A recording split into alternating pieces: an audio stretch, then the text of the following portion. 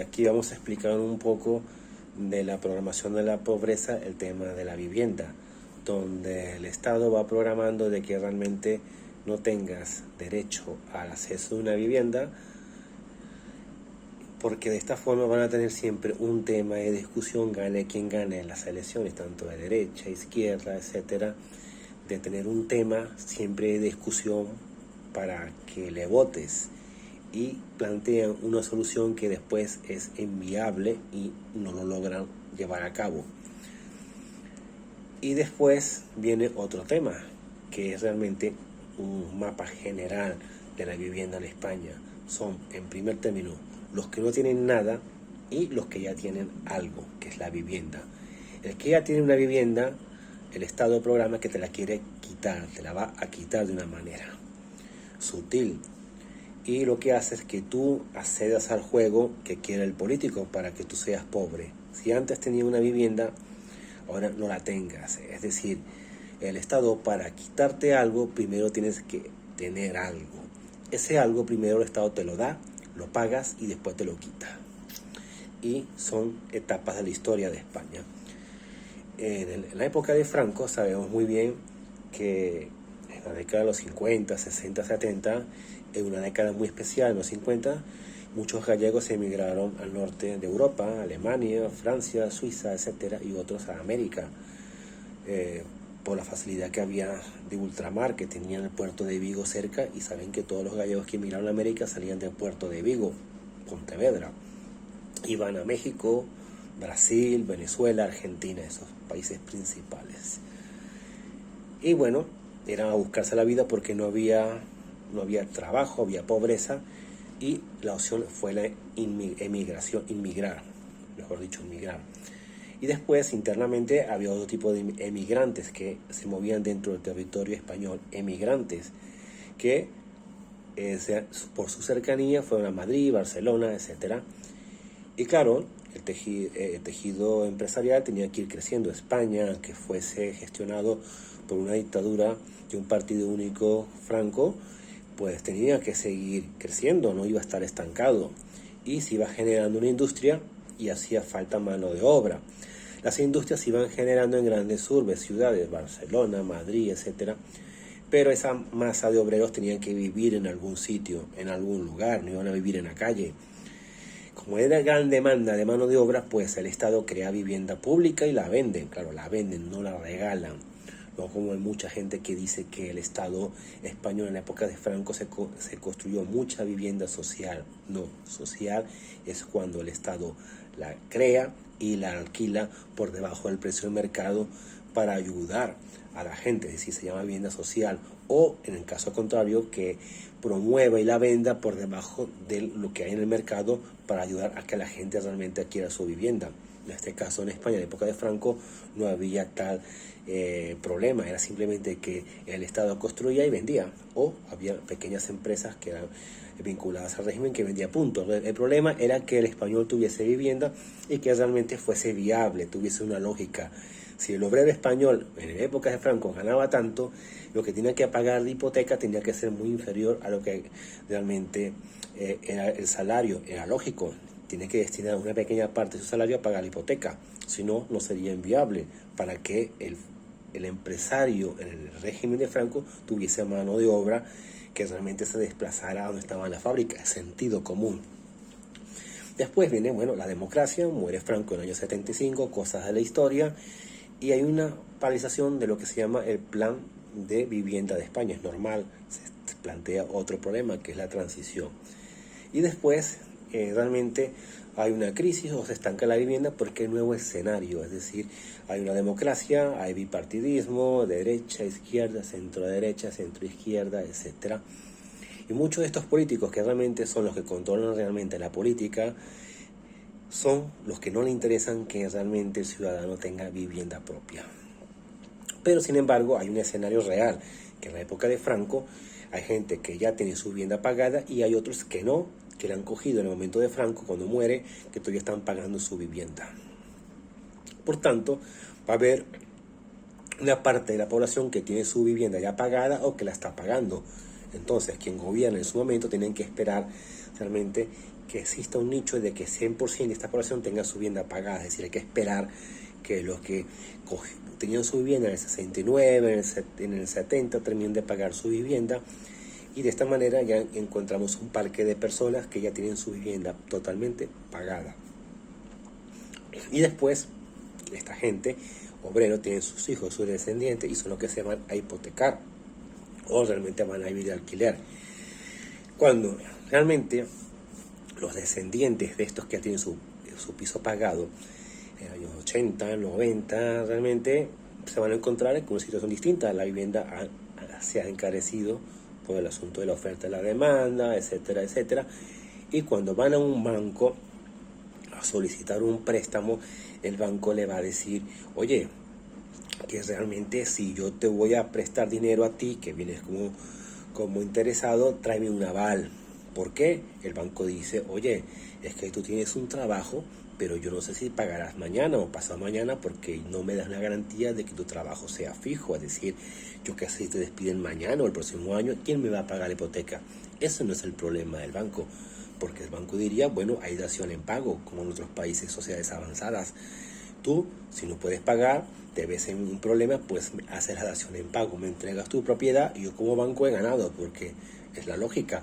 Si tú realmente me has dado un adelanto, un porcentaje de un 20% del valor de la propiedad y tú después has pagado cuotas y después te encuentras en problemas que no puedes pagar y me tienes que entregar la vivienda así en forma amistosa, pues yo como banco salgo ganando porque la puedo volver a vender y a un precio mayor porque ha habido inflación. Eso es un poco de sentido común.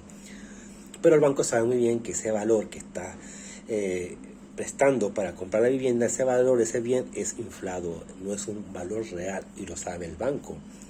Lo sabe muy bien porque realmente para que tú definas el valor de una propiedad tiene que ver muchos factores, es decir, hay demasiados costes y hay un valor muy alto que es una burbuja del valor total de la vivienda, del piso que vas a comprar.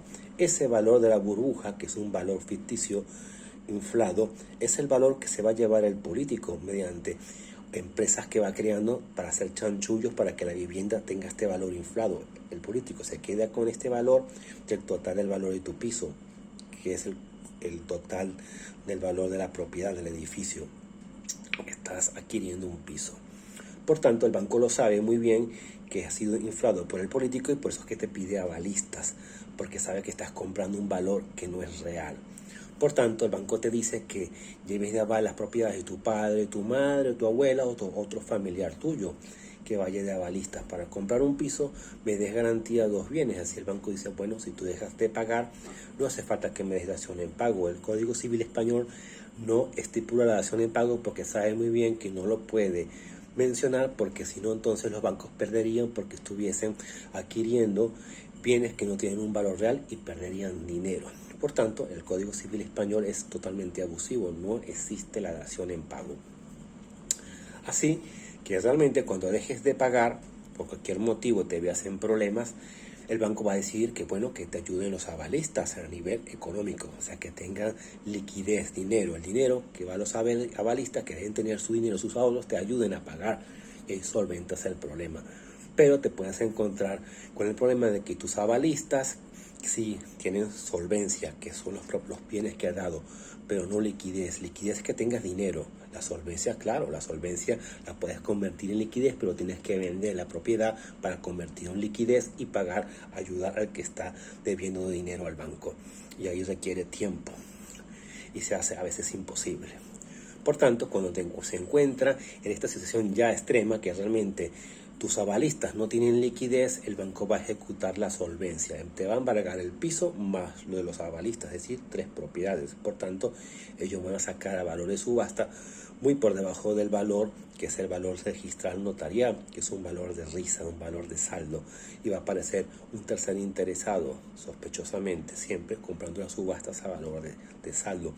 La pregunta está, si es valor de saldo, ¿por qué no lo compra el banco?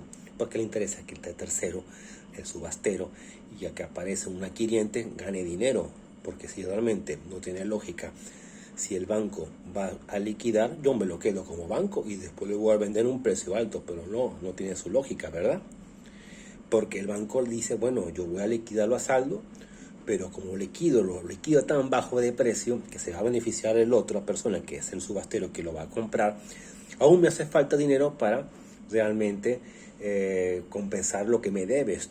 Entonces voy a venderte y subastarte lo que me dan el avalista. Y vamos a hacer lo mismo. El avalista realmente me ha dado propiedades que tienen un valor muy antiguo, porque fue mi padre y mi madre que a lo mejor su propiedad la adquirieron hace 50 años, por lo tanto el valor notarial es más de risa de subasta, y va al banco, lo va a subastar por nada, y va a aparecer el subastero, siempre es alguien político que lo va a comprar por nada, porque si no vale nada, la pregunta está, ¿por qué no lo adquiere el banco y después lo vende por algo muy alto? Porque no le interesa obtener una ley que ya es rápido a beneficio de un tercero, que es un político que tiene una empresa subastera, que va a comprar el bien por nada, porque no lo hace el propio banco. Me subasta un bien como se debe subastar, como Dios manda, para saldar la deuda que tiene el principal, que es el deudor. No lo hace así porque le interesa rápido, es que siga perdiendo realmente este grupo familiar. De esta forma vamos generando pobreza. De una persona que debía una propiedad, un hipotecario que no pudo pagar, se encuentra en una situación muy negativa, ha arrastrado a todos los demás, ha generado pobreza de la sola persona, más el resto de la familia, ha generado hijo pobre, padre pobre, abuelo pobre. O en tal caso negativo, pues que el hijo y el padre se vayan a vivir a casa del abuelo en la miseria. Has pegado un atraso. Entonces, quedamos en conclusión, el Estado no le interesa realmente que exista riqueza. Entonces, ahí vemos la programación de la pobreza. Después ahora resulta que dice, bueno, ya no tengo piso, no me queda más remedio que ir tirando para adelante, voy a vivir alquilado. Y ahora te encuentras que los alquileres están por encima o casi el mismo valor del salario. Entonces, hay una contradicción. O gano poco, o es que ha subido mucho los alquileres. Ahí está un poco el concepto. Si todo está igual, el alquiler más lo que vale mi salario, alguno de los dos valores está sobrevalorado. ¿Cuál será? Realmente, ¿es que estoy ganando poco o es que me están cobrando mucho el alquiler? Ahí es donde viene ahora la confrontación, donde los políticos empiezan a jugar. Es que hay que aumentar los salarios, vota por mí. No, es que hacer planes sociales para la vivienda, vota por mí. Vamos a ver, si le has quitado la vivienda, ¿qué plan social de vivienda vas a hacer si no has hecho nada, tanto uno como otro, derecha o izquierda? No ha hecho nada. Cuando el ciudadano se ha encontrado en problemas económicos para pagar la hipoteca, ¿cómo ahora vas a plantearle una solución cuando antes no le solucionaste el problema? Que el Estado como tal pudo haber metido mano o hacer una política para evitar este esquema de subastas, que realmente el ciudadano se viera que prácticamente perdiera su patrimonio. Ha perdido su patrimonio y ahora vas a decir tú que vas a hacer políticas de vivienda para quien has arruinado o no has intervenido.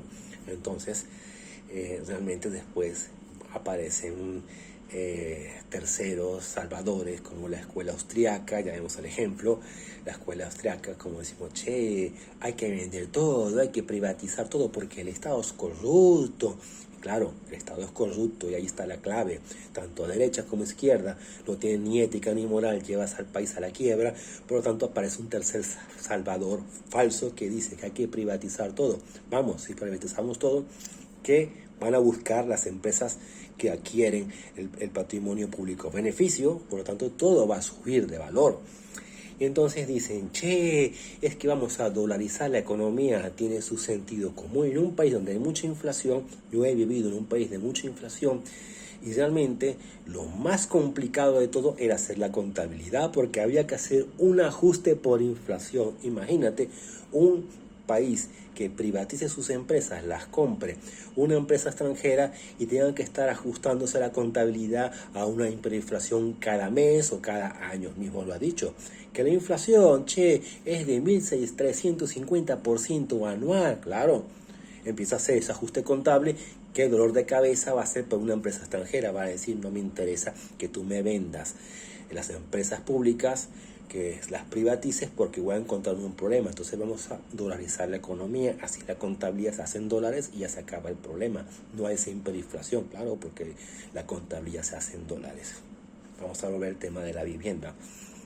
Vale, entonces vemos que el Estado, todos los políticos, la mayoría, Realmente ellos lo que hacen es que se van programando. Es como si cogieran un papel y dijeron, bueno, vamos a ver, en la política de vivienda hay un beneficiario, que es el ciudadano español, claro.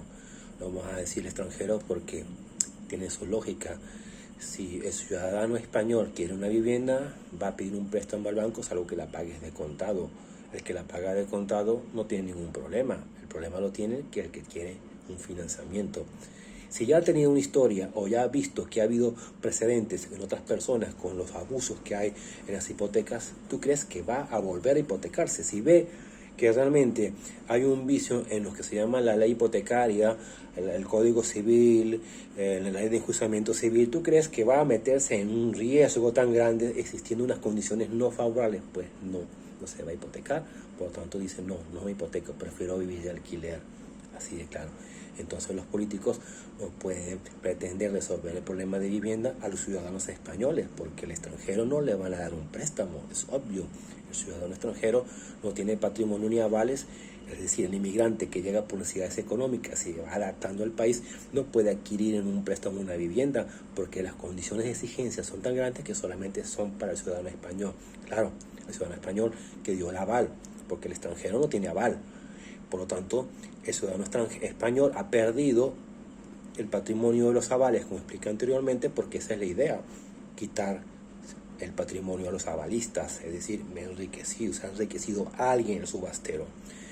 Bueno, entonces el político no le interesa realmente resolver el problema de la vivienda porque el elemento que se beneficia es uno, que es el ciudadano español. Y aquí va a haber tres beneficiarios que van a estar en contra. Es decir, estos tres no les interesa que haya una política de vivienda, así que el ciudadano español tenga una vivienda. ¿Quién? El Estado, los políticos, la banca española y el narcotráfico. Asimismo, el Estado, la banca y el narcotráfico. Estos tres van a estar en binomio conjuntamente. Y este es el ciudadano que quiere vivienda. Yo quiero vivienda. Y ahora vamos a explicar cada uno de estos tres elementos que se van vinculando, del por qué estos tres de cierta forma no le interesan que el ciudadano tenga acceso a la vivienda, o sea, que realmente tenga estabilidad, seguridad. No me refiero a que tenga el acceso a la vivienda, sino que una vez que tengas tu vivienda, tengas seguridad de tu patrimonio, de tu vivienda, es decir, que no te la invadan, de que realmente tú como propietario alquiles y arriendes y tengas el derecho de que te protejan cuando el inquilino no pague. Eso se llama seguridad jurídica, porque tú eres propietario, puedes tener una vivienda para vivir, pero te puedes encontrar en situación de emergencia de que tu vivienda para vivir la tengas que alquilar para solventar un problema y necesitas seguridad jurídica, pero el Estado español no quiere que la tengas porque estos tres elementos les interesan que no haya seguridad jurídica: el político, el banco y el narcotráfico. Y te lo voy a explicar ahora. Sígueme en mi canal de Gastres Galicia en YouTube y te voy a explicar en detalles cómo realmente los grupos criminales son los que realmente están dominando el Estado español. Por eso es que hay tanta inseguridad y hay que echarle la culpa a otros elementos para no ver realmente la realidad de España.